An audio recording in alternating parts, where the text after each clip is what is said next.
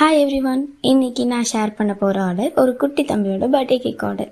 அந்த தம்பி என்னை காண்டாக்ட் பண்ணி, அக்கா நான் எப்போவும் ஆர்டர் பண்ணுற அதே கேக் தான் இந்த பர்த்டேக்கும் வேணும்னு சொன்னாங்க. நானும் வேறு ஃப்ளேவர்ஸ் ஏதாவது ட்ரை பண்ணலாமான்னு கேட்டேன். அதுக்கு அவங்க, இல்லைக்கா எனக்கு அதே பிளாக் ஃபாரஸ்ட் கேக் தான் வேணும்னு சொன்னாங்க.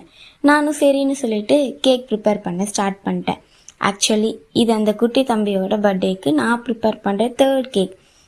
3 இயர்ஸ்க்கு முன்னாடி ஃபர்ஸ்ட் டைம் என்னை காண்டாக்ட் பண்ணி, அக்கா எனக்கு பிளாக் ஃபாரஸ்ட் கேக் ரொம்ப பிடிக்கும், எனக்கு அதை ப்ரிப்பேர் பண்ணி தரீங்களான்னு கேட்டாங்க.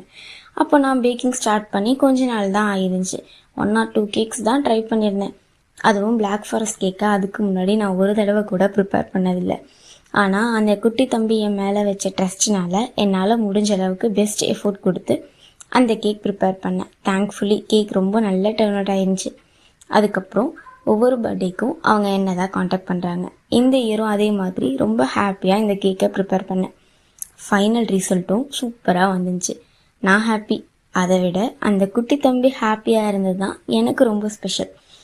அந்த குட்டி தம்பிக்காக ப்ரிப்பேர் பண்ண இந்த பிளாக் ஃபாரஸ்ட் கேக் எப்படி இருக்குன்னு கமெண்ட்ஸில் கண்டிப்பாக ஷேர் பண்ணுங்கள். நெக்ஸ்ட் ஒரு கேக் ஸ்டோரியோட மறுபடியும் மீட் பண்ணலாம். தேங்க்யூ.